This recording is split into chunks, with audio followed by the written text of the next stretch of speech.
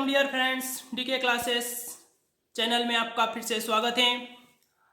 हमारे चैनल का मुख्य उद्देश्य है आपकी प्रतियोगिता परीक्षा की तैयारी करवाना, जिसमें सब्जेक्ट हैं जनरल साइंस के रिलेटेड सभी क्वेश्चन का संग्रह हमारे इस यूट्यूब चैनल के वीडियो के अंदर हैं और हम इसी के बारे में आपको अच्छे से समझाने की कोशिश करेंगे। इस चैनल के अंदर जो वीडियो हैं जनरल साइंस से संबंधित हैं और आगे आने वाले जो वीडियो हैं वो टॉपिक के ऊपर भी हो सकते हैं। एक एक टॉपिक का डिस्क्रिप्शन आपको करके बताया जाएगा। तो आज इस वीडियो का जो टॉपिक है वो है मानव पाचन तंत्र। मानव पाचन तंत्र का डायग्राम बताकर उस डायग्राम के अनुसार आपका पूरा पाचन तंत्र के बारे में समझाया जाएगा। तो चलिए, अभी तक जो नए फ्रेंड्स हैं हमारे यूट्यूब पर, वो हमारे चैनल को सब्सक्राइब जरूर करें। मैं आपको ले चलता हूँ बोर्ड स्क्रीन पर, वहाँ पे मैं आपको पूरा पाचन तंत्र के बारे में कैसे क्रियाएं होती है वो आपको समझाऊंगा। तो चलिए बोर्ड स्क्रीन पर, आज का टॉपिक है साइंस से रिलेटेड मानव पाचन तंत्र, ह्यूमन डाइजेस्टिव सिस्टम। उसके बारे में हम यहाँ पर पूरा डिटेल्स करेंगे ह्यूमन पाचन तंत्र के बारे में। मानव में भोजन मुख के द्वारा ग्रहण किया जाता है और उसके बाद भोजन का किस प्रकार से पाचन होता है, कहाँ कहाँ पर कौन कौन से एंजाइम्स मिलते हैं और किस प्रकार भोजन का पाचन किया जाता है, उसके बारे में हम आज के इस वीडियो में पूरा डिटेल्स करेंगे। तो चलिए फ्रेंड्स, करते हैं स्टार्ट। आज आपके बोर्ड स्क्रीन पर पूरा डायग्राम पाचन तंत्र का बना हुआ है। आपको एक एक चीज करके मैं पूरा डिटेल्स बताऊंगा, तो आप इस वीडियो को अंत तक अवश्य देखें। चलिए करते हैं स्टार्ट। सबसे पहले भोजन मुख के द्वारा ग्रहण किया जाता है। दांतों के द्वारा भोजन को चबाया जाता है। दांत चार प्रकार के होते हैं, मैं लिख रहा हूं यहाँ पे दांतों के नाम। पहला होता है कृतंत दांत, दूसरा होता है रदनाक, तीसरा होता है अग्रचर्वणाक और चौथा होता है चर्वणाक। ये दांतों के चार प्रकार हैं।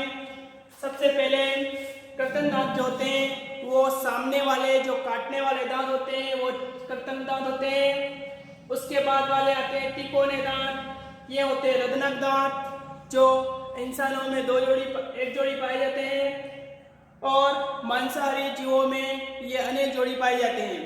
ये रदनक दांत जो होते हैं वो चीरने फाड़ने का काम करते हैं और मांसाहारी जंतुओं में अधिक पाए जाते हैं। तीसरे प्रकार के दांत होते हैं चर्वणक और चौथे प्रकार के होते हैं अग्रचर्वणक। चर्वणक दांत जो होते हैं ये भोजन को छोटे छोटे टुकड़ों में बांटने का काम करते हैं।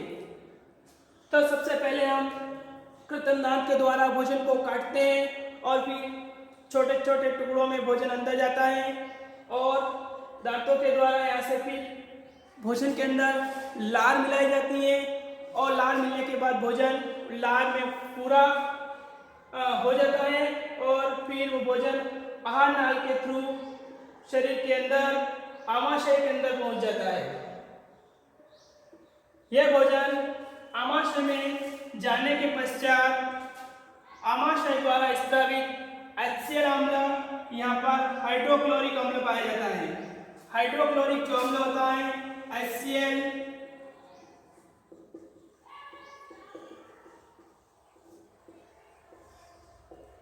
यह अम्ल आमाशय की भित्ति के द्वारा स्रावित होता है और यहाँ पर भोजन आमाशय के अंदर पहुंचने के पश्चात भोजन यहाँ से 3 से 4 घंटे तक यहीं रहता है तो ये HCl उस भोजन को क्या करता है, उस भोजन को सड़ने से बचाने का काम हाइड्रोक्लोरिक अम्ल करता है। यह अपने शरीर के लिए एक उपयोगी अम्ल है। दरअसल एसिड जो होता है वो अनुपयोगी होते हैं या विषम होते हैं, अपने लिए बहुत ही खतरनाक होते हैं, लेकिन ये HCl जो आमाशय से स्रावी होता है ये अपने भोजन के लिए बहुत ही उपयोगी है।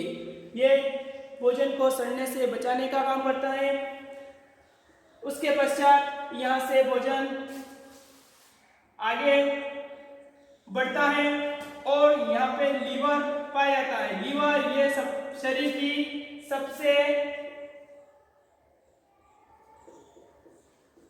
बड़ी ग्रंथि होती है। लीवर जो होता है वो मानव शरीर की सबसे बड़ी ग्रंथि होती है। अब यहाँ लीवर के अंदर पित्ताशय होता है, पित्ताशय से पित्तरस, पित्ताशय से पित्तरस जो होता है वो भोजन के अंदर मिलाया जाता है। दरअसल क्या होता है कि ये पाचन की क्रियाएं होती है, जो सभी एंजाइम्स वगैरह रस होते हैं, उन रसों के द्वारा, एंजाइम्स के द्वारा पूर्ण होती हैं। भोजन हम कार्बोहाइड्रेट के रूप में ग्रहण करते हैं। यह कार्बोहाइड्रेट एंजाइम के द्वारा ग्लूकोज में कन्वर्ट हो जाता है। वसा जो होता है वसी अम्ल में कन्वर्ट हो जाता है। प्रोटीन जो होता है वो अमीनो अम्ल में एंजाइम के द्वारा चेंज हो जाता है। अब पित्ताशय से पित्तरस के मिलने के पश्चात भोजन छोटी आंत में पहुंचता है। यहाँ तक जो भोजन आया वो भोजन बहुत ही छोटे छोटे टुकड़ों में बट गया। छोटे छोटे टुकड़ों में बटने के पश्चात यह भोजन छोटी आंत में प्रवेश कर गया। अब भोजन छोटी आंत में प्रवेश करने के पश्चात भोजन जब छोटी आंत में प्रवेश करता है तो छोटी आंत में प्रवेश करने के पश्चात भोजन का यहाँ पे अवशोषण होता है। क्या होता है? अवशोषण।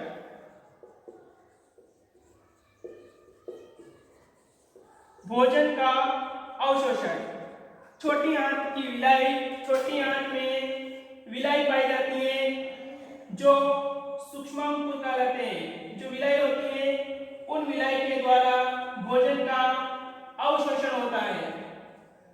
भोजन का अवशोषण होने के पश्चात यह भोजन ग्लूकोज में चेंज हो जाता है। क्या हो जाता है? यह भोजन यहाँ से ग्लूकोज में बदल जाता है और ग्लूकोज क्या होता है? अपने ग्लूकोज जो होता है वो ब्लड के अंदर मिल जाता है। अब यहाँ से छोटी आंत में जो भोजन अवशोषण हो चुका है और अवशोषण के पश्चात जो भोजन बचा हुआ है वह भोजन बड़ी आंत में पहुंच जाता है। कहाँ जाता है? छोटी आंत में भोजन का जितना अवशोषण होता हो जाता है। उसके पश्चात जो भोजन बचता है वो भोजन बड़ी आंत में पहुंच जाता है। बड़ी आंत ये शरीर की एक आंत होती है जो पाचन में सहायक होती है और पाचन तंत्र में हम इसका इम्पोर्टेंट रोल है। बड़ी आंत द्वारा अतिरिक्त जल की मात्रा जो होती है इसका अवशोषण किया जाता है। बड़ी आंत में अतिरिक्त जल होता है, उस जल का यहाँ पे अवशोषण हो जाता है। उसके पश्चात ठोस अवशिष्ट पदार्थ जो बचता है वह मलाशय में पहुंच जाता है। मलाशय में पहुंचने के पश्चात वो भोजन गुदा द्वार से बाहर कर दिया जाता है। अब इस प्रक्रिया में क्या होता है कि ये जो पैंक्रियाज है, ये पैंक्रियाज इसको हिंदी में अग्नाशय कहा जाता है और अग्नाशय अपने शरीर में शुगर कंट्रोल करने का काम करता है। शर्करा की मात्रा जो होती है इसका नियंत्रण करता है। पैंक्रियाज एक ग्रंथि है जो शुगर की मात्रा, शर्करा की मात्रा को शरीर में नियंत्रित करने का काम करती है। जब इसकी कमी होने लग जाती है तो शुगर नामक एक बीमारी है वो हो जाती है। इसलिए उस शुगर को फिर कंट्रोल करने के लिए हम इंसुलिन का प्रयोग करते हैं। यह अग्नाशय इंसुलिन ही स्रावित करता है और जब स्रावित करना बंद कर देता है या कम कर देता है तो शुगर का नियंत्रण कम हो जाता है। फिर शुगर नामक बीमारी हो जाती है और शुगर नामक बीमारी को कंट्रोल करने के लिए इंसुलिन के कैप्सूल या इंसुलिन के इंजेक्शन लगाए जाते हैं जिससे शुगर कंट्रोल हो जाती है। तो फ्रेंड्स, आज का ये टॉपिक टॉपिक था मानव पाचन तंत्र। इस टॉपिक को पूरा डिस्क्राइब किया गया है और आशा करता हूँ कि टॉपिक आपको बहुत ही अच्छा समझ में आया होगा। धन्यवाद, आपने इस टॉपिक को पूरा सुना, पूरा देखा।